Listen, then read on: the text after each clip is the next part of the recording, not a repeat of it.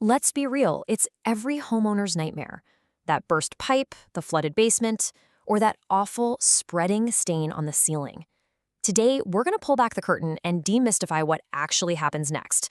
We're breaking down the entire journey of water damage restoration, from total chaos to, hopefully, calm. This quote right here, it gets straight to the heart of it. The second water gets into your home where it doesn't belong, a clock starts ticking. And trust me, it's ticking loud and clear. Every single minute counts. You know, it's an incredibly stressful and confusing time. It's easy to feel completely powerless. But what we're about to show you is that there's actually a clear, professional, and, believe it or not, scientific process that takes control of that chaos. Okay, before we dive into the response, let's talk about the risk itself. Because for a lot of us, the threat of water damage is kind of hiding in plain sight, and it's all determined by where we live and the houses we're in. So this slide uses one specific town as an example, but really this could be your town. You might not have 43 inches of rain, but maybe you've got really old plumbing or specific soil types. Every place has its own unique cocktail of climate, infrastructure, and housing that creates these vulnerabilities, and that's exactly why a one-size-fits-all approach just doesn't work. All right, so knowing the risk is one thing, but what happens when the worst-case scenario actually plays out? Let's look at the immediate action that has to happen.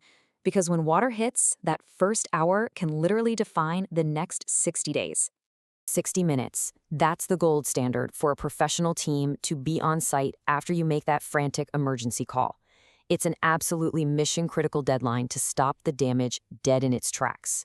So why the crazy rush? Well, because in just 1 or 2 days, what was clean water can start to get nasty, and mold spores, they can start to colonize. Wood begins to warp, drywall turns to mush. That 60-minute response is designed to stop that whole destructive chain reaction before it can really get going. And this brings us to a really common misunderstanding. See, professional restoration isn't just about a few shop vacs and some fans from the hardware store. It's a highly technical discipline that's grounded in actual science. You're going to hear this acronym, IICRC. Think of them as the organization that turns disaster cleanup into a formal science. They write the rulebook and they provide the certifications that prove a technician really knows what they're doing. That certification, that's your assurance of quality and safety. Now, this slide shows one of the very first things a certified pro does. They classify the water. Is it Category 1 from a clean supply line, or is it the dreaded Category 3 black water from a sewage backup? That's a serious health hazard. The answer to that one question dictates everything that happens next, from the team's safety gear to the kinds of cleaning agents they have to use. This right here, this is the key. The water you can see on the floor is only half the battle. The real problem is the hidden moisture that gets sucked up into drywall, wood, and insulation. Professionals use special tools like moisture meters and thermal cameras to find the water you can't see. Getting that water out is the real science of the job. Okay, so we've got the science down. Now let's see how it all comes together in practice.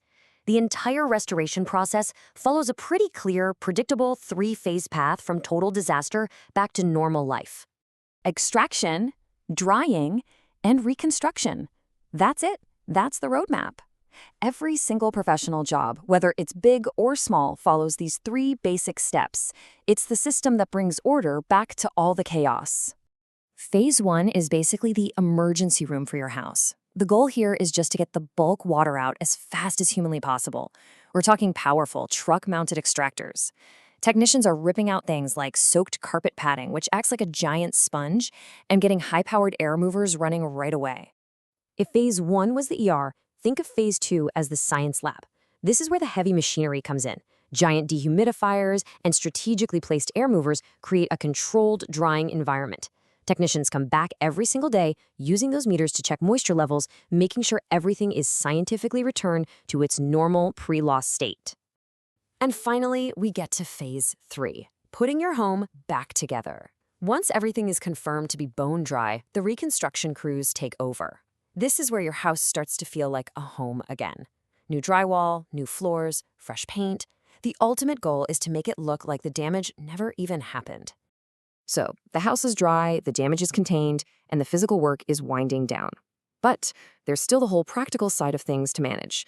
Let's talk about the logistics every single homeowner has to deal with.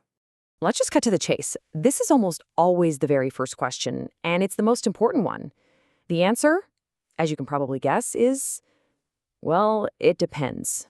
So here's the general rule of thumb. If the damage was sudden and accidental, like a washing machine hose just exploding, you're probably covered.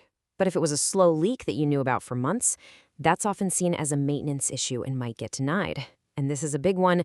Flooding from a storm outside requires a totally separate flood policy. You're also going to hear these two terms a lot, and it is vital to know the difference. Mitigation is the emergency part. It's stopping the bleeding. Restoration is the rebuilding part. It's the surgery to fix the damage. Knowing this helps you understand the whole insurance claim process and what to expect from the crews on site. You know, in that moment of pure panic, when you're standing in a puddle in your living room, it's so easy to just call the first number you find on Google. But making the right choice here is absolutely critical for a smooth recovery. So here's your quick mental checklist. Are there people IIRC-certified? That's your quality guarantee. Do they offer 24/7 response? Because you can't afford to wait. And are they fully licensed and insured? This protects you. If you get a yes to all of these, it's a really good sign you're dealing with a true professional. So there you have it. That's the journey.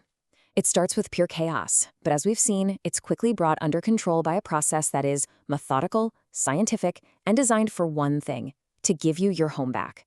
It's a system that really does work. And this brings us to one final lingering thought. The repairs are done, the emergency is over, and your home is back to normal. But what did this whole event teach you about your home's weak spots? The restoration process fixes the damage, sure. But preventing the next one? Well, that story is now up to you.